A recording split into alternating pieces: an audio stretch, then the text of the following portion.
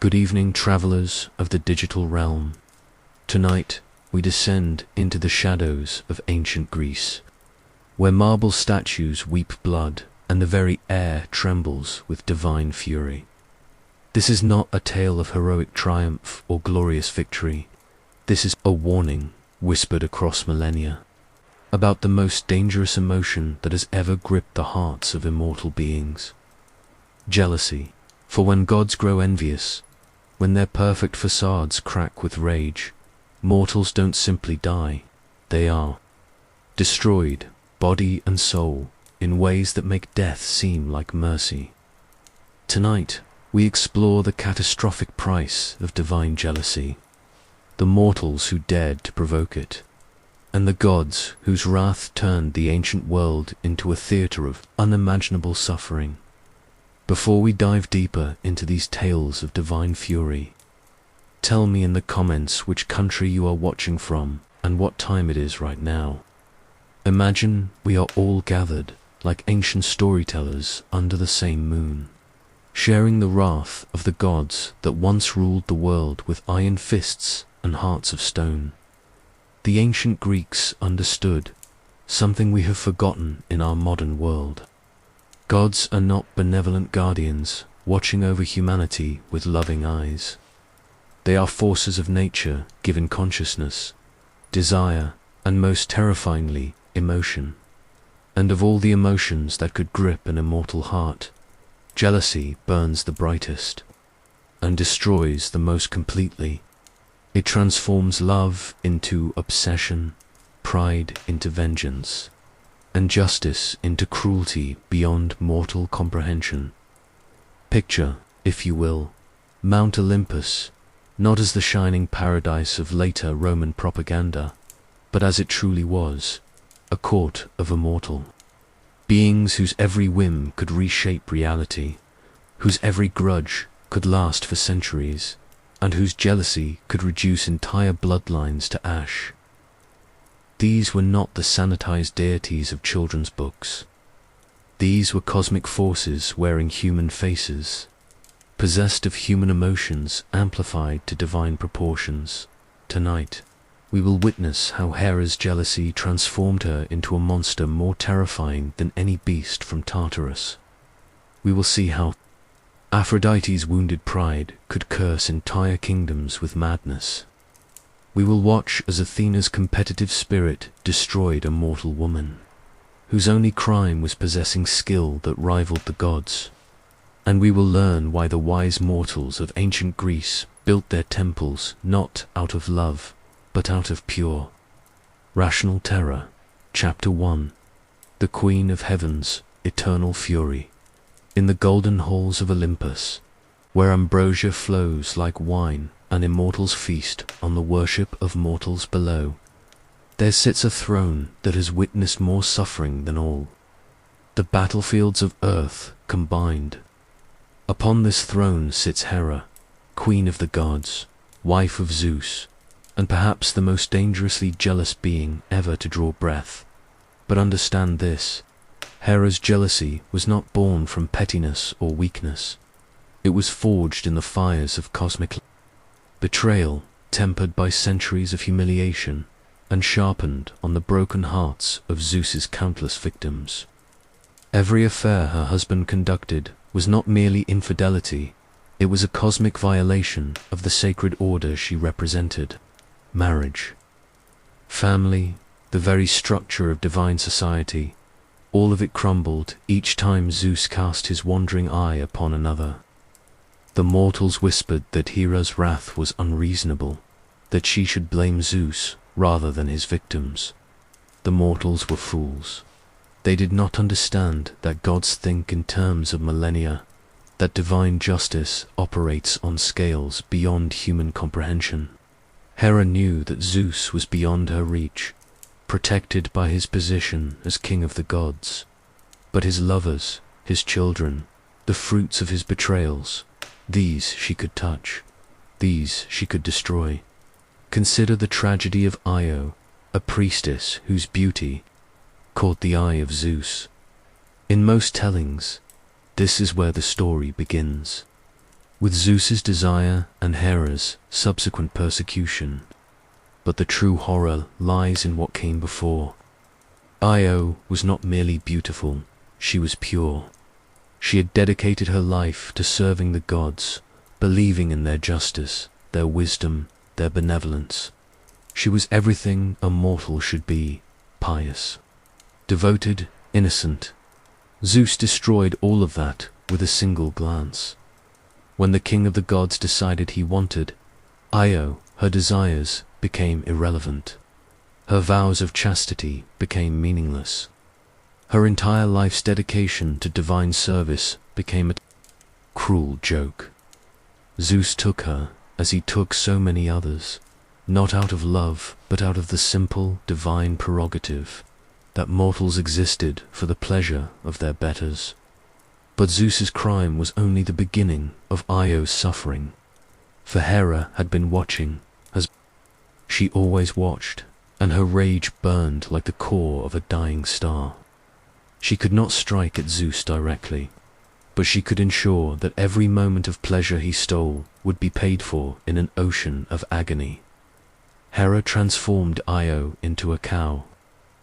Not a sacred cow, not a blessed animal, but a simple, lowing beast driven mad by guilt and horror at what she had become. But even this was not sufficient punishment for the Queen of Heaven. She sent a gadfly, a stinging insect of supernatural cruelty, to torment Io across the entire world. Day and night, without rest, without peace, without hope. The gadfly drove Io across continents. Imagine the horror, trapped in an animal's body but retaining human consciousness, unable to speak, unable to explain, unable to die. Io ran across mountains that tore her hooves to ribbons. She stumbled through deserts where the sun baked her hide until it cracked and bled. She forded rivers that swept her downstream for miles, always pursued by the gadfly's relentless sting. But here is where Hera's jealousy revealed its true genius for cruelty. She ensured that Io would never find peace in madness. The priestess retained just enough human awareness to understand what she had lost, what she had been, what she could never be again. She remembered her sacred duties, her pure life, her dreams of serving the gods with honor. All of it had been reduced to the desperate flight of a tormented animal. For years, Io ran. She crossed the strait that now bears her name, the Bosphorus, literally meaning cows crossing. She wandered through lands that would later be called Europe and Asia, leaving behind only hoofprints and the echo of her lowing cries. Everywhere she went, mortals saw not a tragic victim, but a mad cow, driving her away with stones and shouts. The few who recognized the divine curse upon her dared not help, for who would risk Hera's wrath for the sake of Zeus's discarded lover? And so Io learned the cruelest lesson of all. When gods war, mortals suffer alone. Eventually, Zeus took pity on his former lover and restored her human form. But by then, Io was no longer the innocent priestess she had been. She had seen the true face of divine justice, had experienced the price of catching a god's attention. She bore Zeus children, founded bloodlines that would echo through history. But she never again believed in the benevolence of the immortals. Hera's jealousy had achieved its purpose. It had transformed a pure soul into a broken one, turned devotion into cynicism, changed love into terror. And the Queen of Heaven smiled upon her throne, for this was justice as she understood it. Not the blind, impartial justice mortals dreamed of, but the personal, intimate justice of the betrayed wife who would rather rule over ashes than be mocked by her husband's pleasure. But Io's suffering was merely the prologue to Hera's greatest campaign of jealous vengeance, her lifelong persecution of Heracles. The son Zeus sired with the mortal woman Alcmene. From the moment of his conception, Heracles was marked for suffering.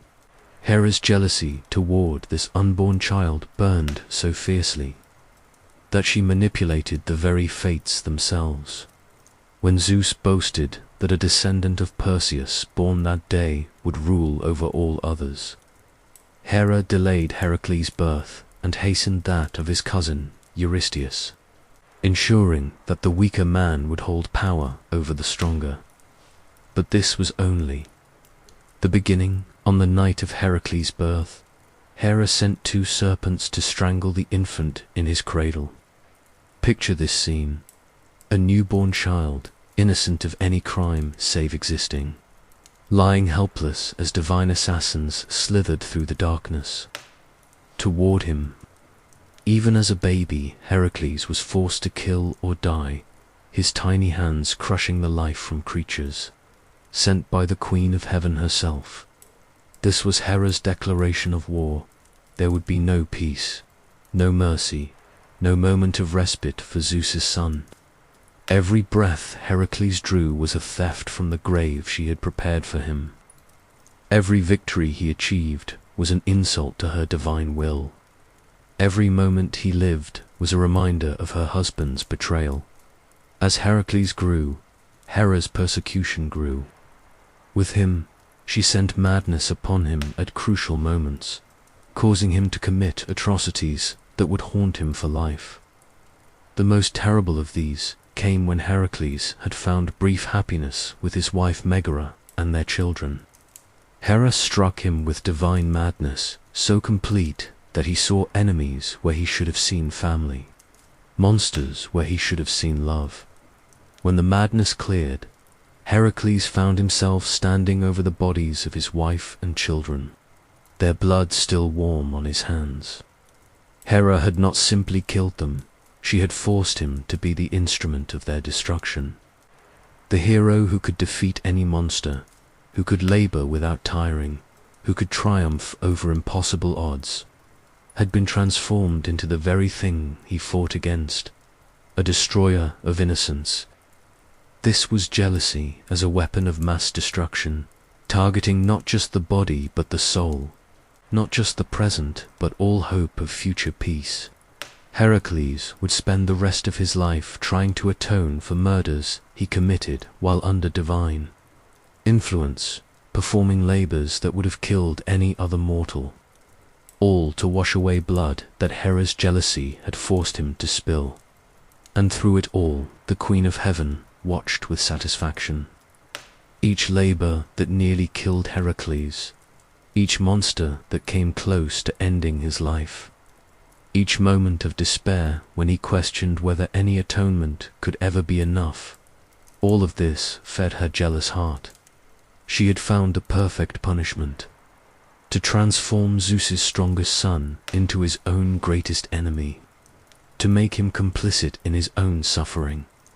When Heracles finally achieved immortality and joined the gods on Olympus, Hera's jealousy should have ended. Instead, it transformed. She adopted him as her own son, claimed to love him as she would any child of her blood. But those who understand divine psychology know the truth. This was not forgiveness, but the ultimate expression of possessive jealousy. Having failed to destroy Heracles, Hera had chosen to own him instead, to make even his triumph into her victory. The lesson here is not that Hera was evil, for evil implies choice, and the gods operate beyond mortal concepts of good and evil. The lesson is that divine jealousy is a force of nature, as inevitable and destructive as earthquakes or volcanic eruptions. When immortal beings love and hate with the intensity of cosmic forces, mortals caught in their path are not individuals to be considered, but obstacles to be removed or weapons to be wielded.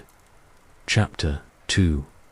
The Golden Goddess and Her Terrible Gifts. If Hera's jealousy was a glacier, slow-moving but utterly devastating, then Aphrodite's jealousy was wildfire, sudden, consuming, and impossible to escape. The goddess of love and beauty ruled over the most powerful force in both mortal and divine hearts, and when that power was threatened or scorned, her vengeance made Hera's persecution seem gentle by comparison. But here lies the cosmic irony that mortals never understood. Aphrodite's jealousy was not born from vanity alone, but from the terrible burden of her divine portfolio. As the embodiment of love and desire, every rejection was not merely personal insult, but cosmic disorder.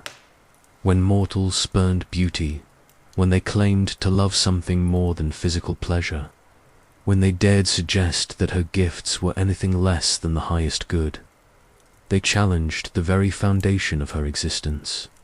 The tragedy of Hippolytus illustrates this divine psychology with horrifying clarity. Here was a young prince, pure of heart and dedicated to the hunt, who chose to honor Artemis above all other gods. His crime was not hatred of Aphrodite, but simple preference for a different way of life. He found beauty in the wild chase, in the clean strike of an arrow, in the camaraderie of fellow hunters who shared his dedication to chastity and the goddess of the hunt. To mortal eyes, this was admirable. To Aphrodite, it was an existential threat. The goddess of love looked upon Hippolytus and saw not a devout young man, but a walking rejection of everything she represented. His very existence suggested that mortals could find fulfillment without desire, happiness without passion, meaning without love. If this idea spread, if mortals began to believe they could live complete lives while spurning Aphrodite's gifts, what would become of the goddess herself? And so Aphrodite crafted a punishment that would destroy not just Hippolytus, but the very ideals he represented. She struck his stepmother, Phaedra, with an overwhelming, unnatural love for the young prince.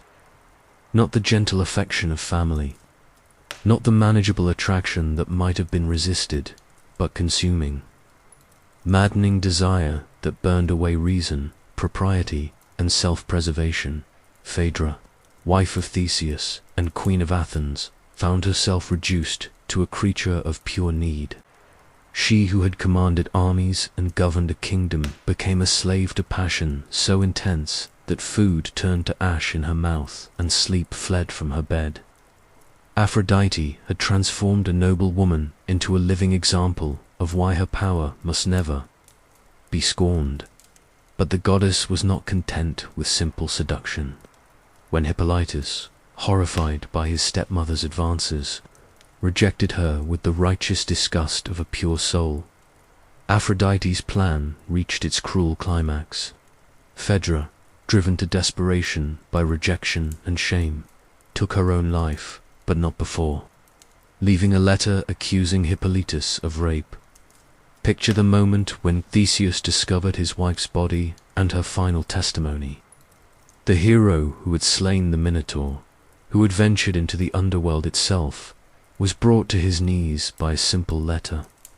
His beloved wife was dead, and according to her own words, his son was responsible.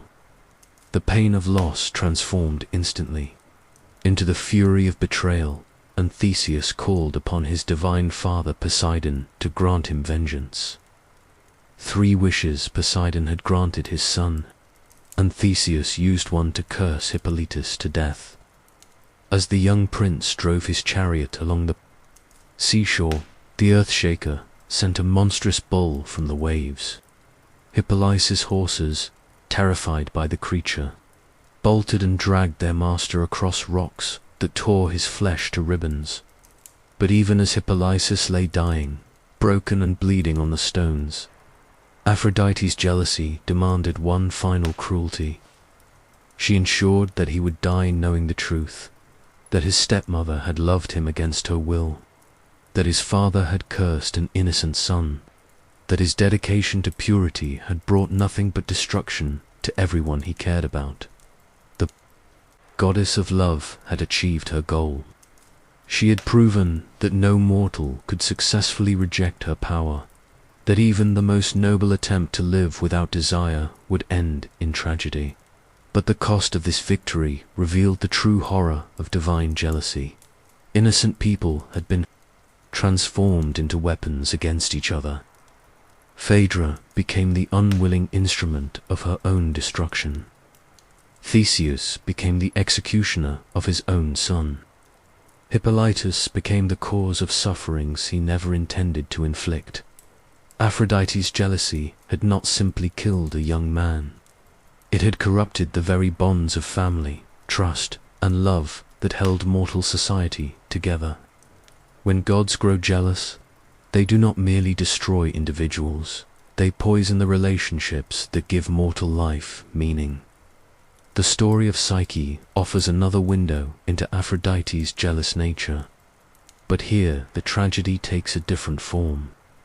Psyche was a mortal woman whose beauty was so extraordinary that people began to worship her instead of Aphrodite, comparing her to the goddess herself and claiming that mortal beauty had surpassed divine perfection. For Aphrodite, this was not merely insulting but cosmically dangerous. The gods derived their power from worship, from the recognition and reverence of mortals. If humans began to believe that mortal beauty could match or exceed divine beauty, what need would they have for the goddess of love? Psyche's very existence threatened to make Aphrodite obsolete. The goddess's response was as elegant as it was cruel.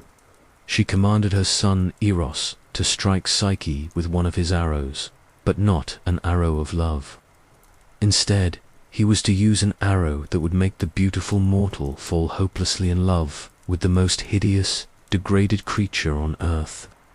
Psyche's beauty would become her curse, as she was driven to shameful passion for something that would repulse any rational being. But Eros, looking upon Psyche's beauty, was struck by his own arrow instead.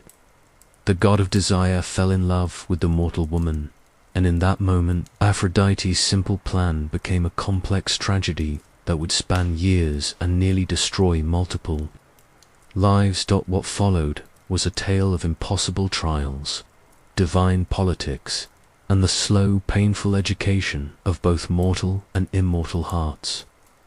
Aphrodite, discovering that her son had betrayed her commands, subjected Psyche to a series of labors designed not to test her worthiness but to destroy her utterly. The goddess set tasks that required Psyche to sort impossible quantities of mixed grains before dawn, to gather golden wool from murderous rams, to fetch water from the river Styx itself. Each task was designed to be fatal. Each challenge was meant to prove that mortal presumption would always end in death. But here, Aphrodite's jealousy revealed its own weakness. So consumed was she with proving Psyche's unworthiness that she failed to recognize the mortal woman's genuine virtues.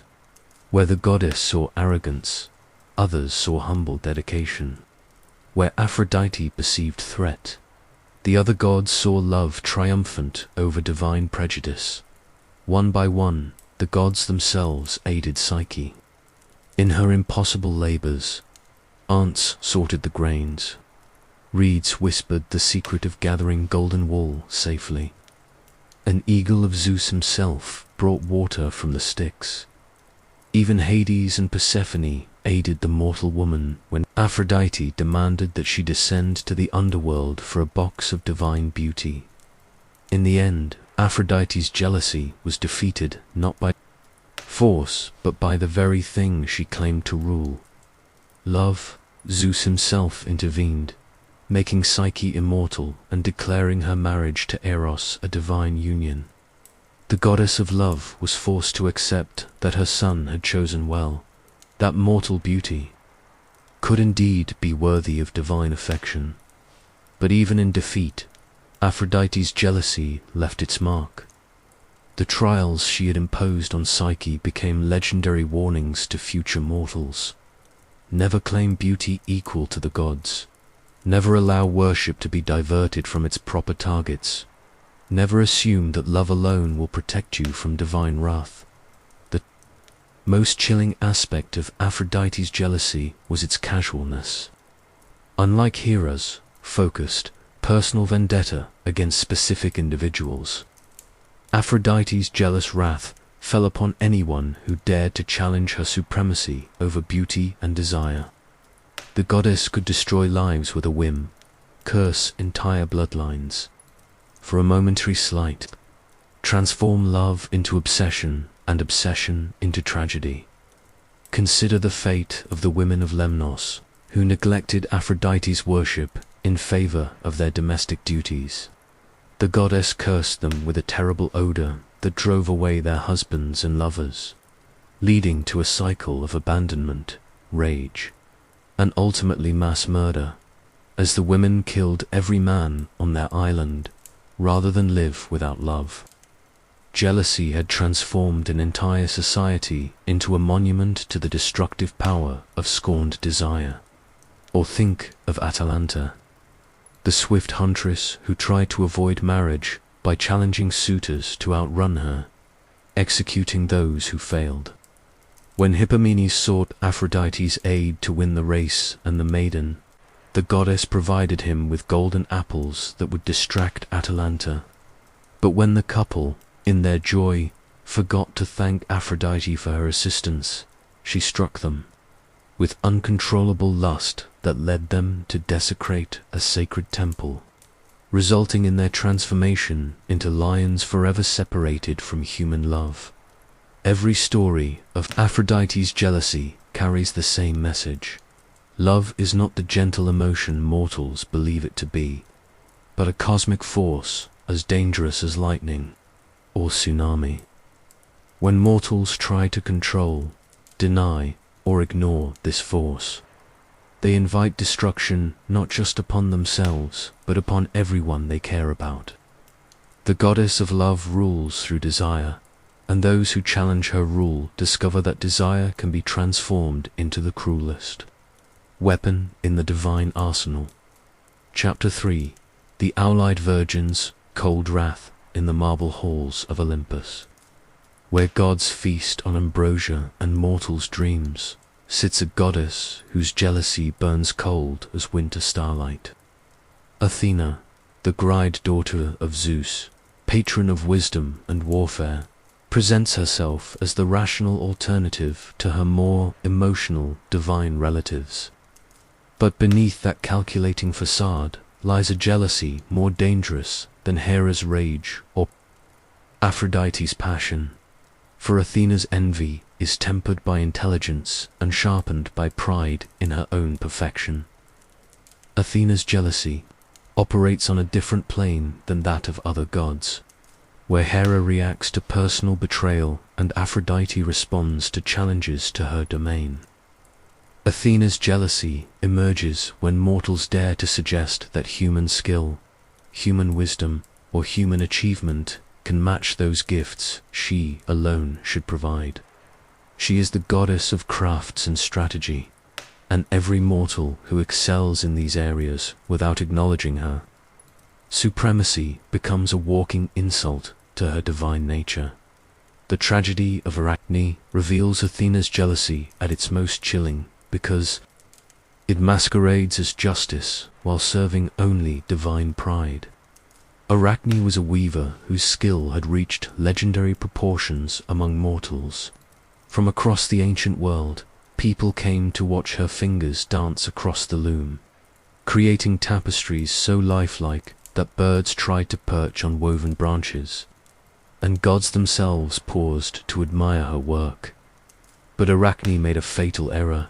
She attributed her skill to her own talent rather than to divine inspiration. In her pride, she claimed that she could weave better than Athena herself, that mortal hands could create beauty beyond the reach of immortal fingers. To the gathered crowds, this seemed like harmless boasting from a supremely gifted artist. To Athena, it was cosmic blasphemy that demanded immediate correction. The goddess did not strike Arachne down immediately. Instead, she chose a more subtle and ultimately more cruel approach. Disguising herself as an old woman, Athena visited the young weaver and gently suggested that she acknowledge the goddess's superior skill and beg forgiveness for her boastful words. This offer of mercy reveals the calculating nature of Athena's jealousy. Unlike other gods who struck in rage, Athena provided her victim with a chance to submit, to voluntarily debase herself and acknowledge divine supremacy. Had Arachne accepted this opportunity, she would have lived. But she would have lived as a broken thing, a formerly proud artist reduced to grateful servitude to the goddess she had dared to challenge. Arachne, filled with the confidence of genuine skill and the stubbornness of youth, rejected the old woman's advice. She declared again that she could outweave any god or goddess, that her art needed no divine patronage to achieve perfection. In that moment, she sealed her doom, for Athena's jealousy would no longer be satisfied with submission. Now, it demanded total destruction. The goddess revealed herself in her terrible glory and accepted Arachne's challenge. What followed was not merely a contest, but a demonstration of the difference between mortal excellence and divine perfection. Athena wove a tapestry depicting the gods in all their glory, showing their power and wisdom, their just punishment of mortals who dared to challenge their authority. Every thread was perfect, every image flawless, every detail a testament to the goddess's supreme skill. But Arachne, driven by talent and desperate courage, created something that challenged even divine artistry. Her tapestry showed the gods as they truly were: Zeus as a serial rapist, Poseidon as a brutal conqueror, Apollo as a stalker of unwilling women. Every thread told a story of divine abuse. Every image revealed the gap between godly propaganda and godly behavior. It was not just skillful, it was honest in a way that made divine perfection seem like divine hypocrisy, faced with a mortal creation that matched her own skill while surpassing it in truth. Athena's jealousy exploded into pure rage. She destroyed Arachne's tapestry and struck the mortal woman with her shuttle. But even this violence was not sufficient to satisfy the goddess's wounded pride. She sprinkled Arachne with the juice of aconite, transforming the weaver into a spider, forever condemned to create, but never again to create anything that could challenge divine supremacy. The cruelty of this punishment reveals the depth of Athena's jealous nature. She did not simply kill Arachne, she preserved the mortal's talent while ensuring it could never again threaten divine authority. Arachne, the spider, would weave for eternity, driven by the same passion that had made her human self great, but capable only of creating webs that would trap and kill other creatures. Her art had been transformed from creation into destruction, her gift perverted into a tool of death. But Athena's jealousy demanded one final twist of the knife. She ensured that Arachne would retain her human consciousness within her spider form, forever aware of what she had lost, forever remembering the glory of her mortal artistry, while being capable only of creating crude webs in dark corners. The punishment was not just physical transformation, but psychological torture that would last for all eternity. This is the true horror of Athena's jealousy. It preserves what it destroys, transforming gifts into curses, talents into torments. Where other gods simply killed those who offended them, Athena crafted punishments that turned victims into living warnings to future mortals, who might dare to challenge divine supremacy. The fate of Medusa provides another glimpse into Athena's jealous heart, though here the injustice is even more stark, because Medusa was not guilty of hubris, but was simply the victim of divine politics beyond her control. Medusa was a priestess in Athena's temple, dedicated to the goddess of wisdom, sworn to chastity and service. Her beauty was legendary, But she had renounced all thoughts of mortal love to serve the grey-eyed goddess with pure devotion. Poseidon, Zeus's brother and lord of the seas, desired Medusa with the casual entitlement that characterizes divine lust. When she refused his advances, seeking sanctuary in Athena's temple, the Earthshaker followed her even there. In the sacred space dedicated to wisdom and purity, Poseidon raped Medusa on the altar itself, desecrating both the temple and the priestess who had sought protection there by any reasonable standard of justice. Poseidon should have faced punishment. For his crime, he had violated a sacred space, assaulted a priestess, and insulted his niece Athena by treating her temple as a brothel. But Poseidon was a powerful god, Zeus's brother, and beyond Athena's ability to punish directly, so Athena's jealousy found a different target. The goddess blamed Medusa for the rape, claiming that the priestess must have somehow invited or allowed the assault. In Athena's jealous reasoning, her temple had been defiled not by Poseidon's crime, but by Medusa's presence during it. The victim became the villain, the priestess became the desecrator, and Athena's jealousy found justification for a punishment that defied all logic and morality. Athena transformed Medusa into a monster whose gaze would turn any living creature to stone. The beautiful priestess became a hideous gorgon, her hair writhing with venomous serpents, her eyes carrying death to anyone who looked upon them. She was exiled to the edges of the world, condemned to live in isolation, while her very presence meant death to any who might show her kindness. This punishment reveals the most disturbing aspect of Athena's jealousy, its ability to transform injustice into righteousness through divine rationalization. Rather than admit that she was too weak to punish Poseidon for his crime, Athena convinced herself that Medusa was somehow complicit in her own rape. Rather than acknowledge that her temple's defilement was beyond mortal control, she decided that the priestess should have died before allowing such violation to occur there. Medusa's transformation served Athena's jealous pride in multiple ways. It removed the reminder of the goddess's failure to protect her own priestess. It provided a scapegoat for Poseidon's unpunishable crime, and it sent a clear message to other mortals. Even perfect devotion to Athena would not protect them if divine politics made them inconvenient. The cruelest irony is that Medusa, even as a monster, continued to serve Athena's purposes.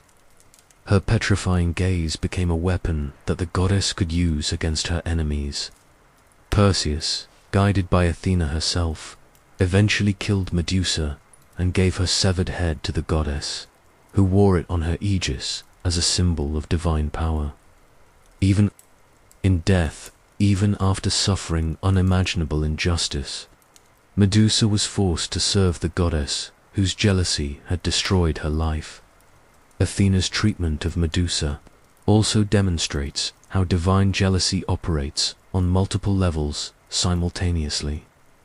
On the surface, it was punishment for temple defilement.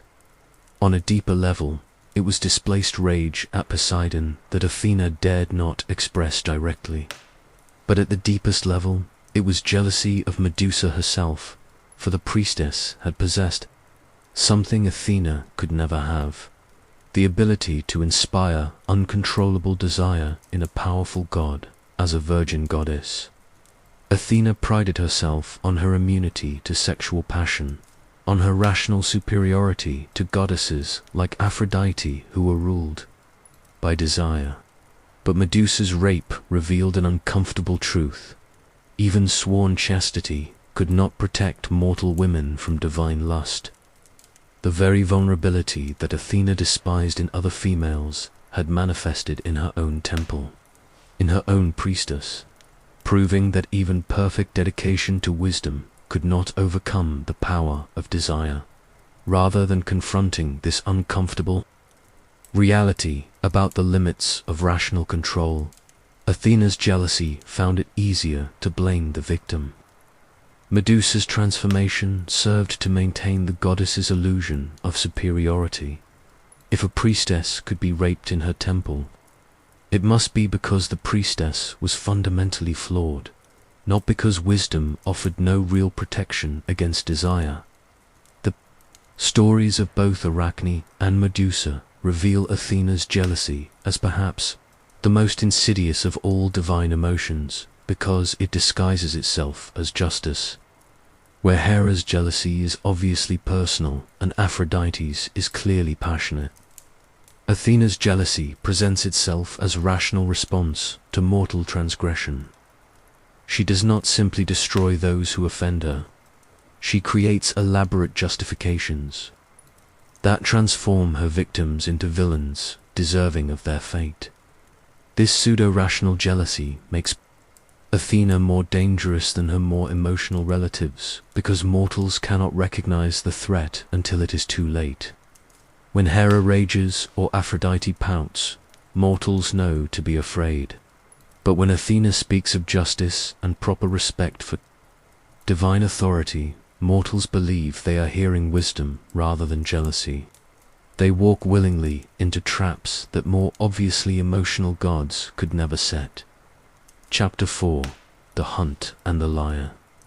Jealous twins of light and shadow. In the pantheon of Olympus, few relationships embody the destructive potential of divine jealousy as perfectly as the bond between Apollo and Artemis, the twin children of Zeus and Leto, born together, raised together, sharing dominion over light and hunt, music and moon. These siblings demonstrate how jealousy can corrupt even the purest familial love when it flows through immortal hearts. Apollo, the golden god of music, prophecy, and healing, possessed a jealousy that burned as bright as the sun he drove across the sky. His envy was not the calculating coldness of Athena or the personal vindictiveness of Hera, but something more narcissistic and therefore more unpredictable. Apollo's jealousy emerged whenever his supremacy in any domain was challenged, whenever his perfection was questioned, whenever mortals dared to suggest that his gifts were not the ultimate expression of divine grace. The tragedy of Marsyas provides the clearest window into Apollo's jealous soul. Marsyas was a satyr, half man and half goat, who discovered the double flute that Athena had invented and then discarded. The goddess had thrown the instrument away, after seeing how plain it distorted her features, but Marsyas found beauty in the haunting melodies it produced. He practiced with devotion that bordered on worship, and eventually his skill reached levels that amazed all who heard him play. This should have been a tale of artistic triumph, of a humble creature finding transcendence through music. Instead, it became a horror story about what happens when mortal skill threatens divine supremacy. For Marsyas, drunk on applause and praise, made the fatal error of challenging Apollo himself to a musical contest, claiming that the flute could produce more beautiful sounds than the god's sacred lyre. Apollo accepted the challenge, but not out of sporting spirit or artistic curiosity. His jealousy had been ignited by the very suggestion that any instrument, any musician, any musical expression could rival his own perfection. The contest was not about music. It was about maintaining cosmic order through the destruction of mortal presumption. The competition began with both musicians playing their most beautiful pieces.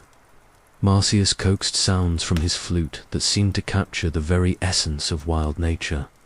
The whisper of wind through leaves, the babble of mountain, streams, the haunting call of creatures that lived beyond civilization's reach.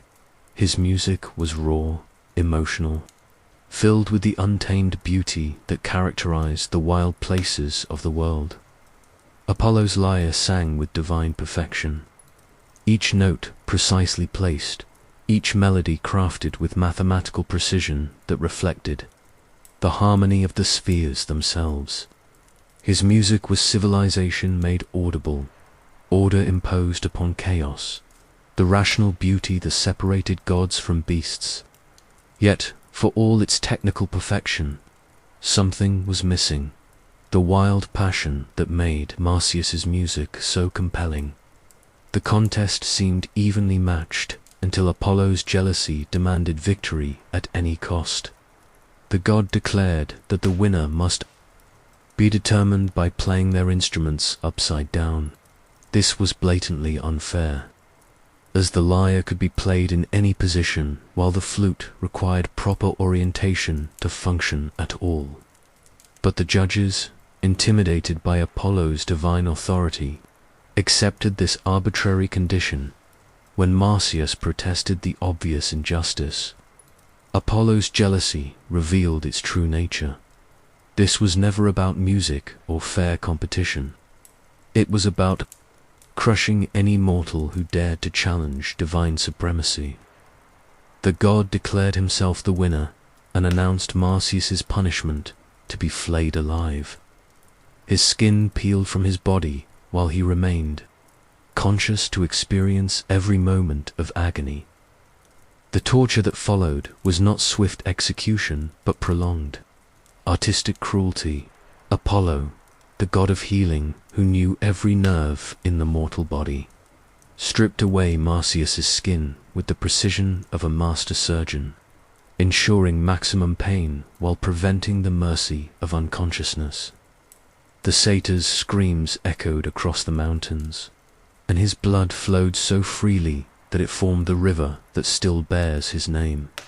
But even as Marsyas died in unimaginable agony, the other woodland creatures wept for the loss of his beautiful music. Their tears joined his blood to create the river, ensuring that the memory of his art would flow through the landscape forever. Apollo had won the contest, but he had also created a permanent reminder of his own jealous cruelty, a river that would forever whisper of the music that divine jealousy had silenced. This punishment reveals the depth of Apollo's jealous nature.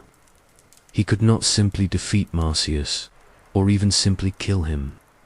He had to obliterate the satyr in a way that would serve as a warning to any future mortals who might dare to challenge divine artistic supremacy. The flaying was not just execution, but psychological warfare designed to terrorize potential rivals into submission. Yet Apollo's jealousy did not end with Marsyas's death. The god claimed the satyr's flute as a trophy, but found that it could never produce the same haunting melodies in his hands. Marsyas's music had been bound to his wild spirit, his connection to untamed nature, his mortal understanding of beauty born from suffering. All of these qualities were alien to Apollo's perfect, immortal nature. In destroying Marsyas, the god had also destroyed the very thing he had been jealous of, leaving himself victor in a contest that no longer mattered. Artemis, Apollo's twin sister, expressed jealousy in ways that were both similar to and profoundly different from her brothers. As the virgin goddess of the hunt, her jealousy focused on challenges to her purity, her dominion over wild creatures, and the absolute devotion she demanded from her followers. But where Apollo's jealousy was hot and immediate, Artemis's jealousy was cold and calculating, patient as winter and as merciless as the predator's strike. The story of Actaeon demonstrates Artemis's jealousy at its most arbitrary and terrifying. Actaeon was a skilled hunter, trained by the centaur Chiron and blessed with abilities that made him legendary among mortals. He hunted not for sport, but for necessity, providing food for his people and protecting them from dangerous beasts. His respect for the wild was profound, and he had always honored Artemis in his prayers and sacrifices. None of this mattered when Actaeon accidentally glimpsed the goddess bathing, lost in the forest during a hunt, exhausted and seeking water. Actaeon stumbled upon a hidden grotto where Artemis was bathing with her nymphs. The sight that greeted him would have struck any mortal with awe. The virgin goddess revealed in her perfect, terrible beauty, her body unmarked by time or desire, her presence radiating the wild power that commanded every creature of forest and mountain. For a moment, Actaeon stood frozen, not by lust, but by the overwhelming recognition of divine presence.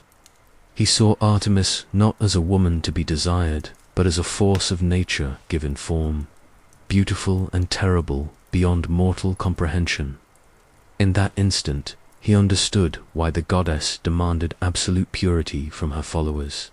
She embodied the untamed wilderness that existed beyond human desire, beyond human control, beyond human understanding. But Artemis did not see reverence in his gaze. She saw violation. The goddess's jealous rage at having her nakedness witnessed was not about modesty or embarrassment. Gods feel no shame about their bodies, no awkwardness about nudity.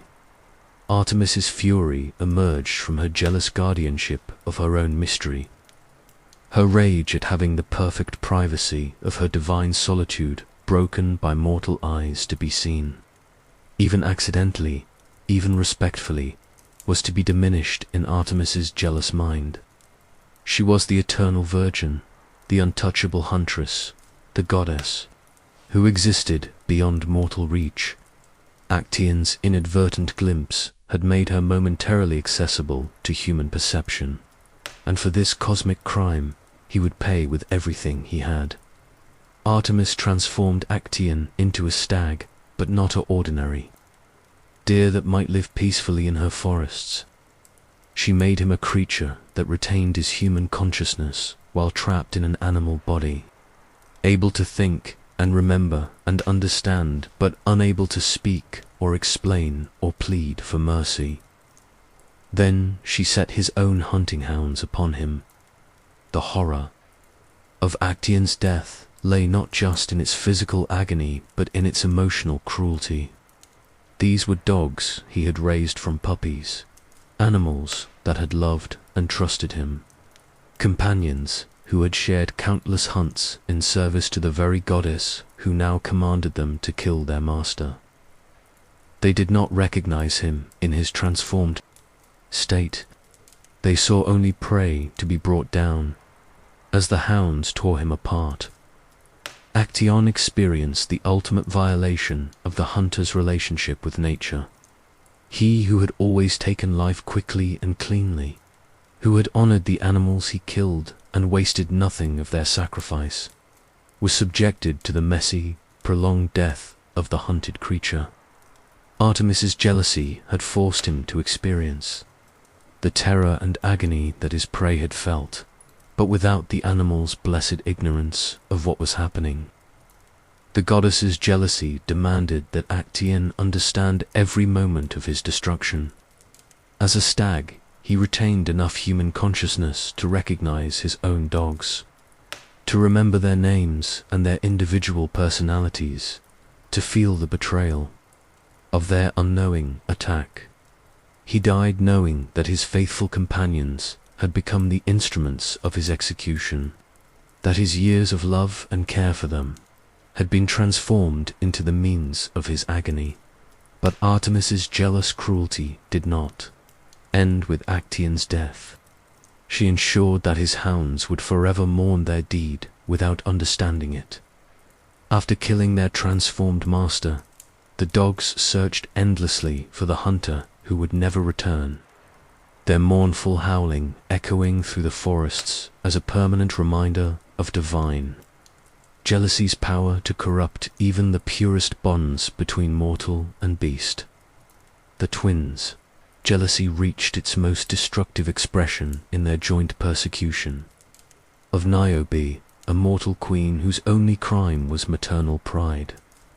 Niobe had been blessed with 14 children, 7 sons and 7 daughters, all healthy and beautiful and accomplished.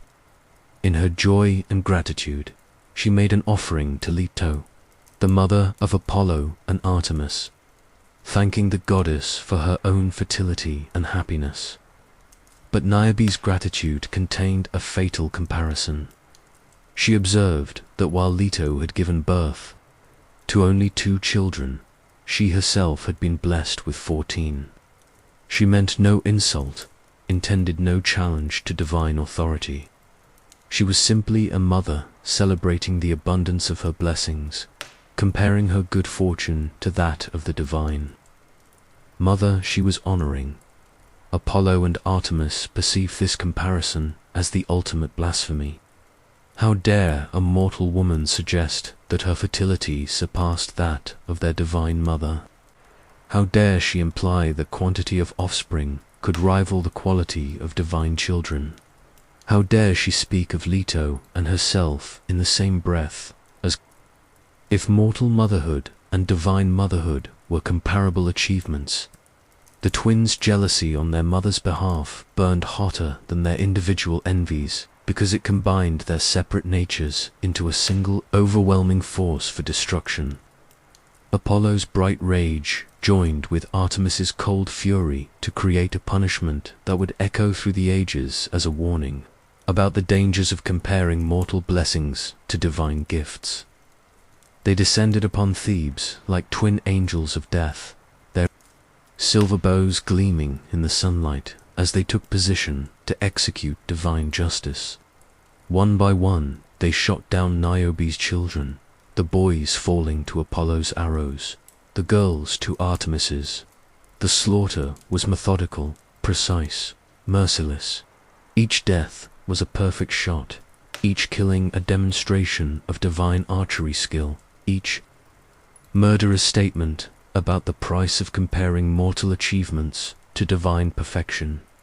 Niobe watched in horror as her 14 children, her pride and joy, her reason for living, fell like wheat before the scythe. The boys who had shown such promise as warriors and leaders, the girls who had been so beautiful and accomplished, all of them reduced to corpses by divine jealousy disguised as justice. But the twins, jealousy demanded more than simple slaughter. They ensured that Niobe would survive to contemplate the ruin of her happiness, that she would live to understand the full scope of her loss.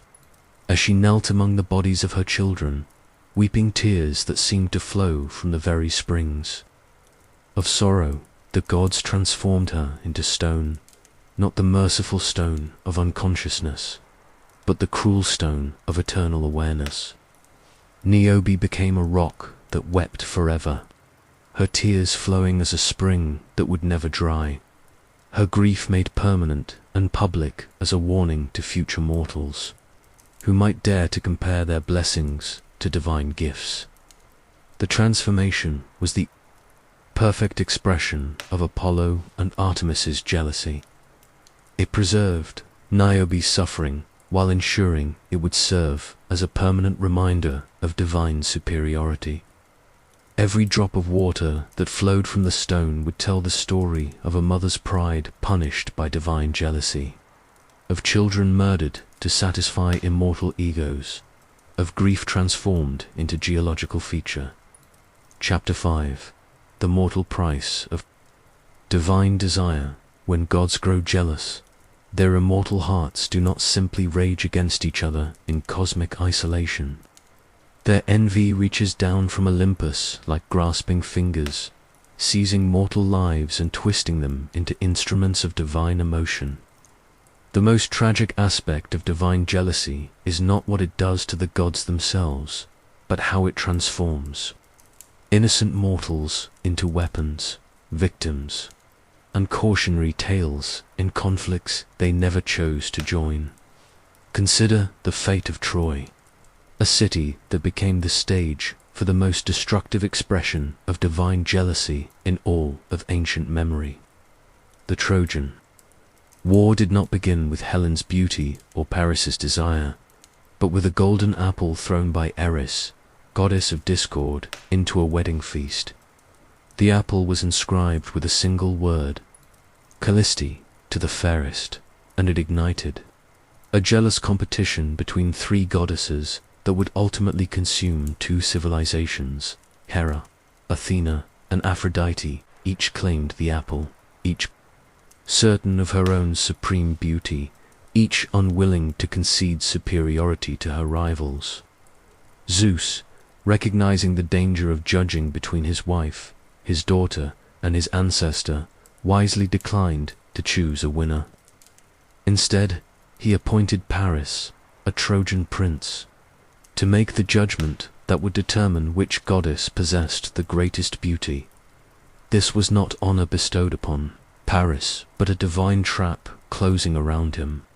Whichever goddess he chose, the other two would become his eternal enemies. Whichever he rejected would pour their jealous wrath upon him, his family, his city, his entire people.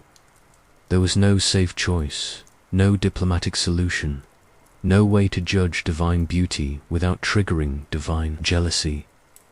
Each goddess attempted to bribe Paris with gifts that revealed the nature of their particular jealousy. Hera offered him dominion over all of Europe and Asia, the kind of earthly power that would make him the equal of kings and the master of armies. Her jealousy demanded that she be recognized as the supreme goddess, worthy of worship from the most powerful mortals. Athena promised him wisdom in war and victory in all battles, the gifts that would make him the greatest military leader in history. Her jealousy required acknowledgement of her strategic superiority, her right to be honored above all other deities by those who sought success through intelligence and skill. Aphrodite offered him the love of Helen, the most beautiful mortal woman in the world, already married to King Menelaus of Sparta, but destined to become Paris's if he chose the goddess of love as the fairest. Her jealousy burned for recognition of her power over the hearts of both mortals and immortals, her right to rule over all desires and passions. Paris, young and ruled by passion rather than wisdom, chose Aphrodite and her gift of Helen's love. In that moment, he sealed the fate not just of himself, but of two entire civilizations. The Trojan War that followed was not really about Helen or honor or territorial disputes. It was about three goddesses expressing their jealousy through mortal proxies, using human armies as pieces in a cosmic game of divine pride. Hera's jealousy at being rejected manifested in her relentless support for the Greeks throughout the 10-year siege. She who had once persecuted Greek heroes now championed them, not out of love for their cause, but out of hatred for Troy and everything associated with Paris's choice. Every Greek victory was a blow against the city that had dared to declare her less beautiful than Aphrodite. Athena's wounded pride drove her to devise the strategies that would ultimately doom Troy, the Trojan horse. That masterpiece of deceptive warfare was born from the Gride goddess's jealous determination to prove that wisdom in war was superior to beauty in peace. When Troy fell to Greek cunning rather than Greek strength, it validated Athena's claim to strategic supremacy even as it destroyed the city that had rejected her gifts.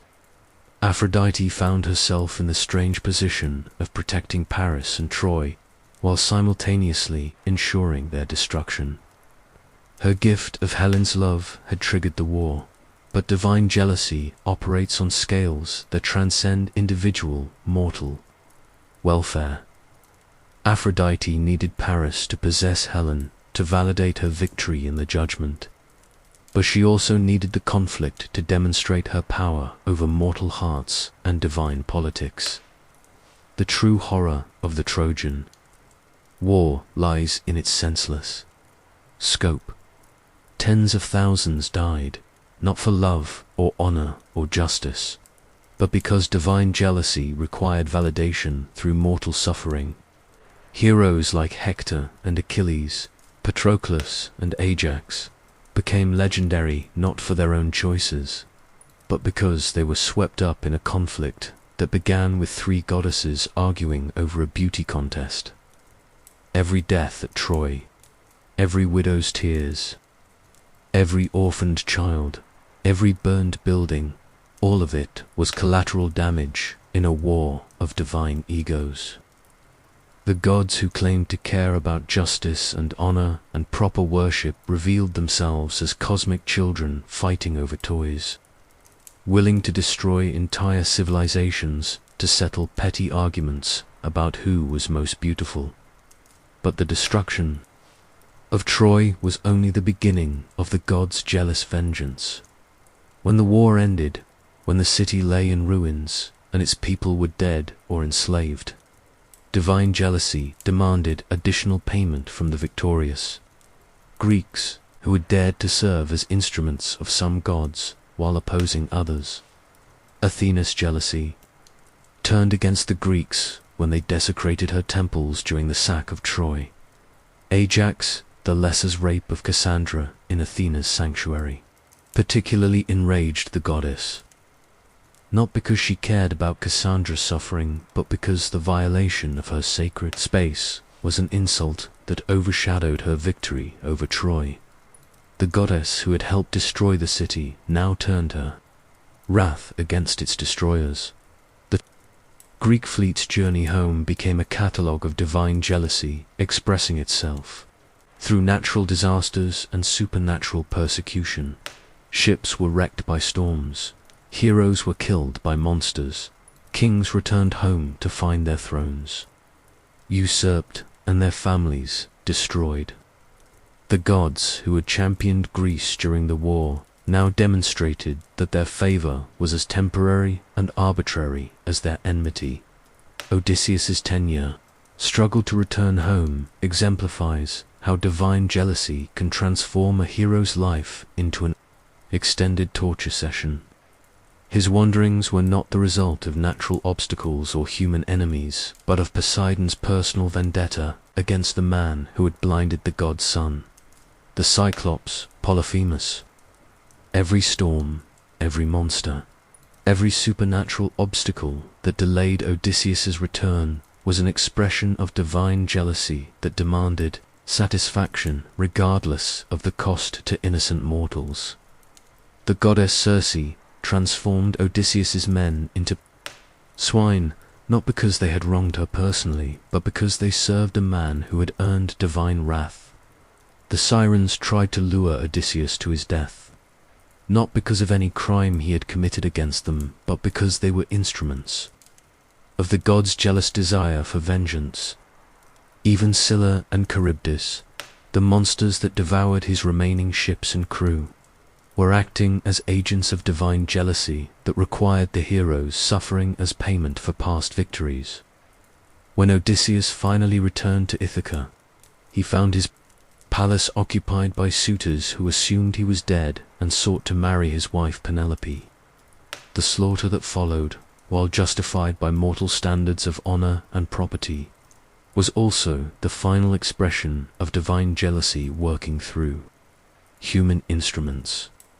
Athena, who had opposed Odysseus during his wanderings, now aided him in the massacre of the suitors, not because justice demanded it, but because her jealous moods had shifted and she now found it amusing to help the hero she had once tormented. The cyclical nature of divine favor and divine wrath reveals the true horror of living in a world ruled by jealous gods. Mortals could never earn permanent protection or permanent enmity because divine emotions were as changeable as weather and as arbitrary as wind. A hero who enjoyed divine favor one day might find himself the target of divine jealousy the next, not because his actions had changed, but because the gods' emotions had shifted. This uncertainty created a climate of constant fear among mortals, who understood that they lived at the mercy of beings whose jealousy could be triggered by the smallest slight or the most innocent success. Every achievement carried the risk of divine envy, every blessing the possibility of divine resentment, every moment of happiness the potential for divine jealousy to transform joy into suffering. The story of Tantalus provides perhaps the clearest example of how divine jealousy could transform a mortal's entire existence into eternal punishment. Tantalus was a king who enjoyed unusual favor among the gods, often invited to feast at their table and share in their divine conversations. This privilege should have been the greatest blessing any mortal could receive, but it became the source of his ultimate doom. Various myths explain Tantalus's crime differently. Some say he stole nectar and ambrosia to share with mortals. Others, that he revealed divine secrets to humans. Still others, that he murdered his own son, Pelops, and served the child's flesh to the gods at a feast. But the specific crime matters less than the pattern it represents. Tantalus's downfall came from his assumption that divine favor made him equal to the gods themselves. The jealousy that destroyed Tantalus was not focused on any single deity, but represented the collective, divine outrage at mortal presumption. The gods had honored him above other mortals, and he had responded by treating this honor as entitlement rather than gift. His crime was not specific blasphemy, but general arrogance, the assumption that divine friendship meant divine equality. The punishment devised for Tantalus reveals divine jealousy at its most psychologically sophisticated. He was placed in a pool of water that receded whenever he bent to drink, beneath fruit trees whose branches lifted away whenever he reached for them. Around him flowed the river of forgetfulness, Lethe, but he alone retained perfect memory of what he had lost. This was torture designed by immortal minds that understood suffering on levels beyond simple physical pain. Tantalus experienced eternal need without the possibility of satisfaction, eternal memory of better times without hope of reclaiming them, eternal awareness of his punishment without the mercy of madness or despair that might have provided escape. But the gods' jealousy was not satisfied with punishing Tantalus alone. They extended his curse to his entire bloodline, ensuring that his descendants would suffer for his presumption across generations. The house of Atreus became synonymous with familial horror. Brother murdering brother, parent killing child, spouse betraying spouse, all in fulfillment of the divine jealousy that demanded payment not just from Tantalus, but from everyone who shared his blood. Atreus and Thyestes, Tantalus's descendants, embodied the curse through their mutual hatred and reciprocal atrocities. Atreus killed Thyestes' children and served them to their father at a feast, echoing Tantalus's original crime while adding new layers of horror. Thyestes responded by seducing Atreus' wife and eventually fathering Aegisthus, who would grow up to murder Atreus' son Agamemnon. The cycle of vengeance within the house of Atreus demonstrates how divine jealousy could corrupt entire bloodlines. Across generations, each act of revenge created justification for new revenge. Each murder demanded new murder. Each betrayal generated fresh betrayal. The gods' jealousy had transformed a single family into a perpetual engine of destruction that would consume its own members until divine wrath was finally satisfied. Agamemnon's sacrifice of his daughter Iphigenia to ensure favorable winds for the Greek fleet bound for Troy represents the ultimate expression of how divine jealousy could force mortals into impossible choices. Artemis had becalmed the fleet in response to some slight, real or imagined, and demanded the life of Agamemnon's daughter as the price of her favor. The king faced a choice that no mortal should ever confront: betray his duty to the army and the war, or murder his own child to satisfy divine jealousy. Either choice would damn him, either decision would destroy his soul. If he refused to sacrifice Iphigenia, thousands of Greek soldiers would die of starvation or disease, while trapped in port. If he killed his daughter, he would become a child murderer, whose crime would haunt him forever. Agamemnon chose to sacrifice Iphigenia, and in doing so, he demonstrated how divine jealousy could force even noble mortals to become monsters. The king, who had once been a just ruler and loving father, was transformed into an instrument of divine cruelty, his hands stained with his daughter's blood to satisfy a goddess's wounded pride. When Agamemnon returned from Troy, his wife Clytemnestra murdered him in revenge for their daughter's death. She, who had once loved her husband, became his executioner. Her maternal love transformed into murderous hatred by the divine jealousy that had demanded their child's life. The curse of the house of Atreus claimed another generation, and divine jealousy fed on the fresh suffering it had created.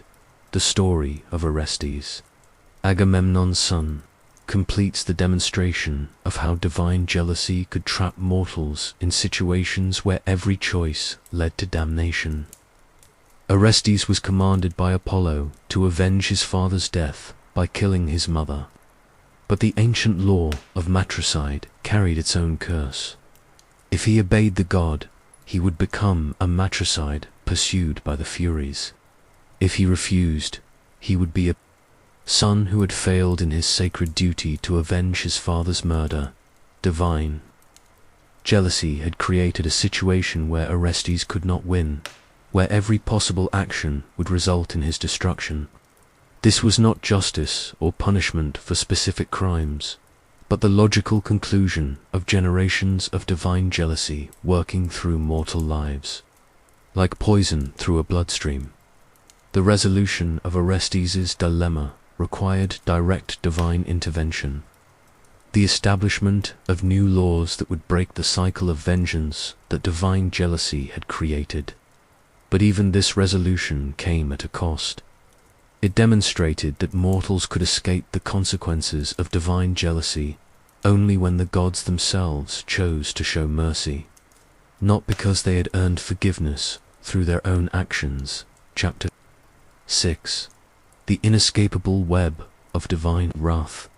As our journey through the dark corridors of divine jealousy reaches its culmination, we must confront the most terrifying truth of all.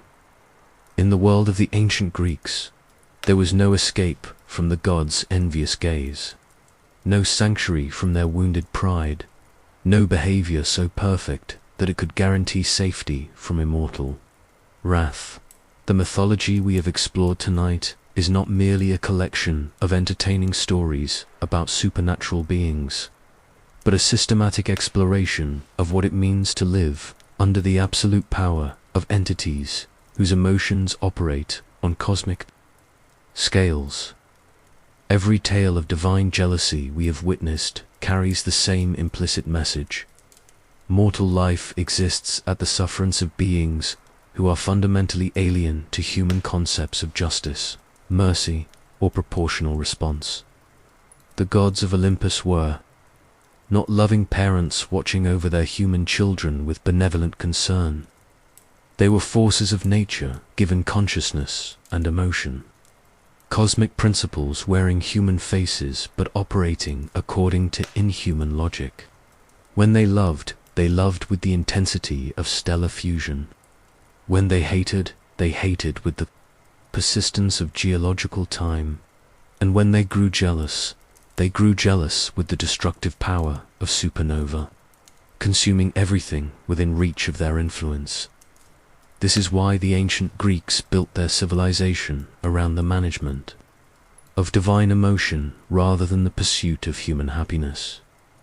Their temples were not centers of worship, but fortresses designed to contain supernatural forces too powerful to be ignored. Their rituals were not expressions of love, but diplomatic negotiations with beings whose friendship was temporary and whose enmity was eternal. The sacrifices offered on marble altars, the festivals held in honor of divine names, the careful observance of proper protocols when addressing immortal beings. All of these practices emerged from the rational recognition that gods were dangerous. The Greeks understood that divine jealousy was not a character flaw to be condemned, but a natural force to be managed. Like earthquakes or hurricanes or volcanic eruptions, consider how this understanding shaped every aspect of ancient life. Artists created beautiful works not primarily for human appreciation, but to avoid triggering Athena's jealousy of mortal skill. Athletes competed in games that honored the gods, not out of simple piety, but out of rational fear that physical excellence, without divine acknowledgement, might provoke immortal envy. Rulers made decisions based not only on political necessity, but on careful calculation of which divine emotions their choices might trigger.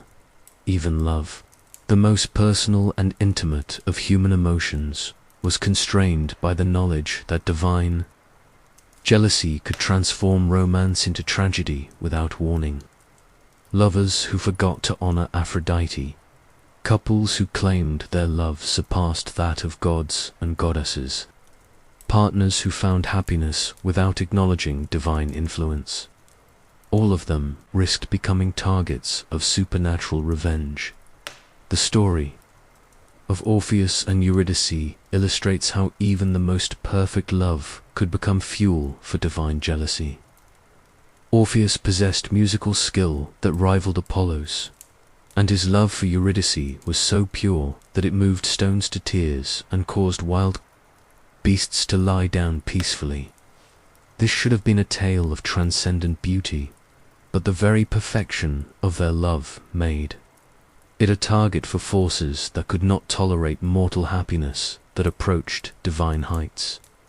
When Eurydice died from a snake bite, Orpheus's grief was so profound that it challenged the cosmic order itself. His music of mourning was more beautiful than any divine composition, his sorrow more moving than the laments of immortal beings.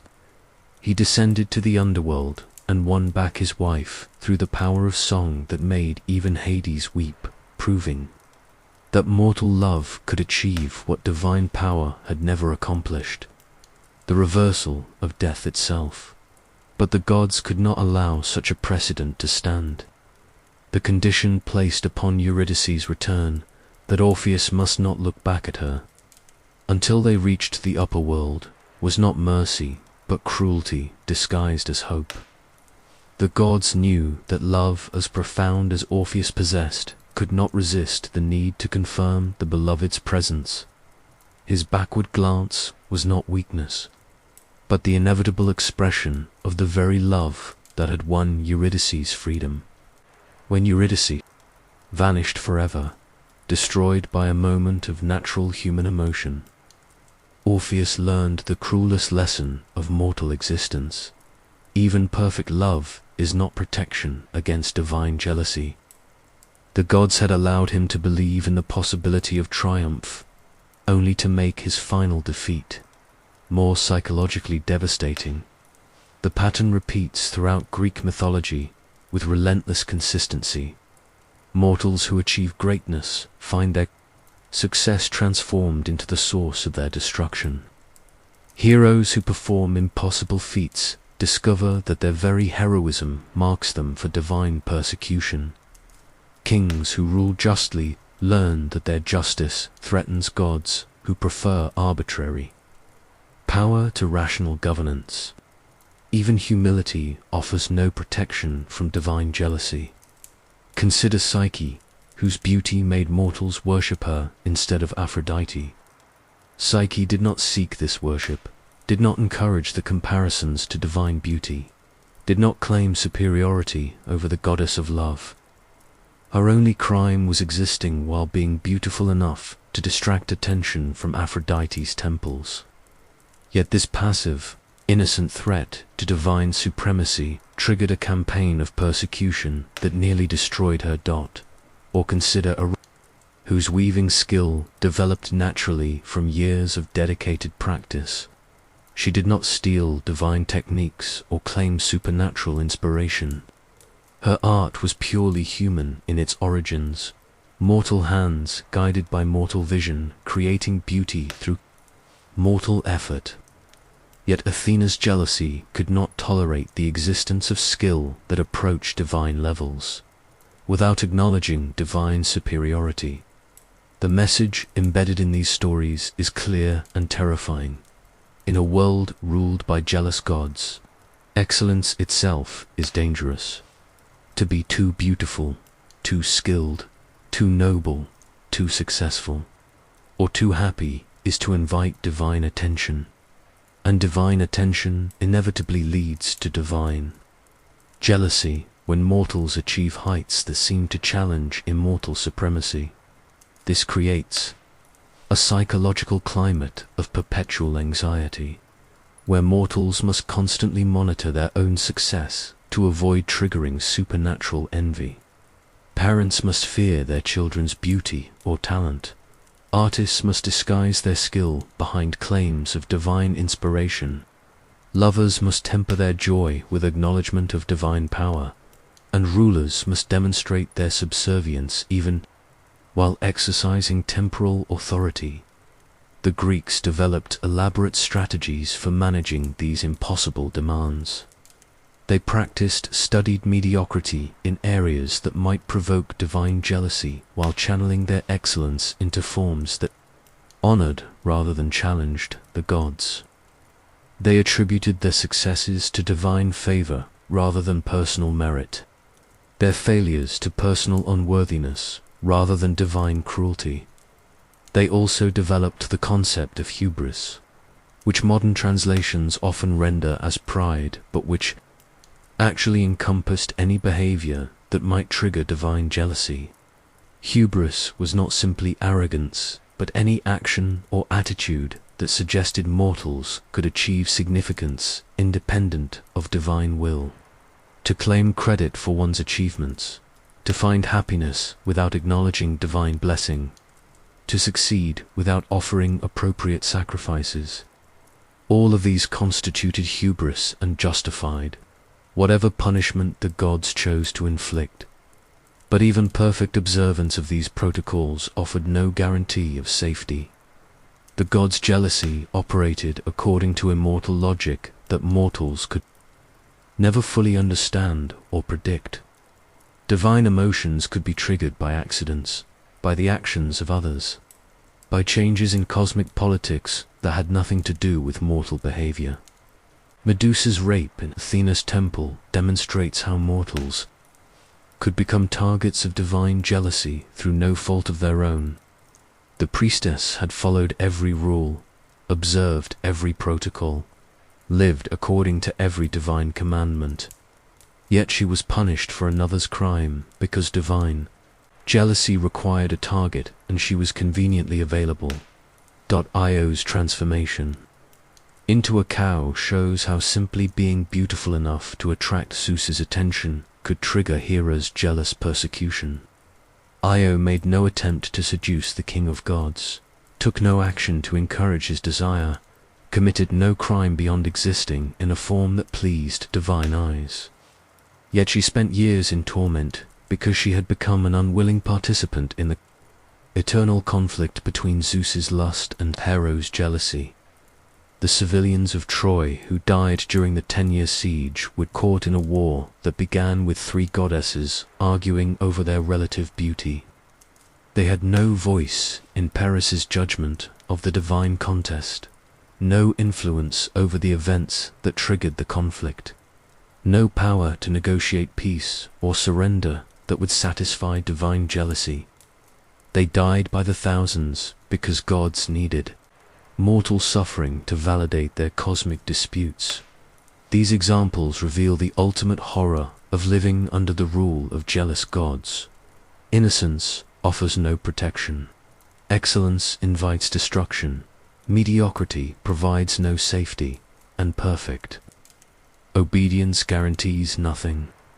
Mortals exist in a cosmic game where the rules change without warning, where victory can be transformed into defeat by divine whim, where death is often preferable to the elaborate punishments that immortal jealousy can devise. The psychological Impact of this realization shaped every aspect of ancient Greek culture. Their literature is filled with tragic heroes who discover that their virtues have become their weaknesses, that their successes have marked them for divine persecution, that their very heroism has made them targets for supernatural revenge. Their philosophy grappled with the problem of living meaningfully in a universe where meaning itself was subject to divine caprice. The Stoics developed doctrines of acceptance that attempted to find peace through the abandonment of attachment to outcomes beyond mortal control. The Epicureans sought happiness through the deliberate cultivation of simple pleasures that were unlikely to attract divine attention. Their art and architecture reflected the attempt to create beauty that honored rather than challenged divine supremacy. Every temple was designed to make humans feel small in the presence of divine grandeur. Every statue was crafted to emphasize the gap between mortal and immortal perfection. Every artistic work included elements that acknowledged the artist's dependence on divine inspiration. Even their political systems incorporated the recognition that mortal authority existed only at divine sufferance. Kings claimed to rule by divine right, not out of arrogance, but out of necessity, understanding that temporal power without divine sanction was an invitation to supernatural rebellion. Democratic institutions included religious elements designed to ensure that collective human decisions would not trigger divine jealousy through their implied independence from a mortal will.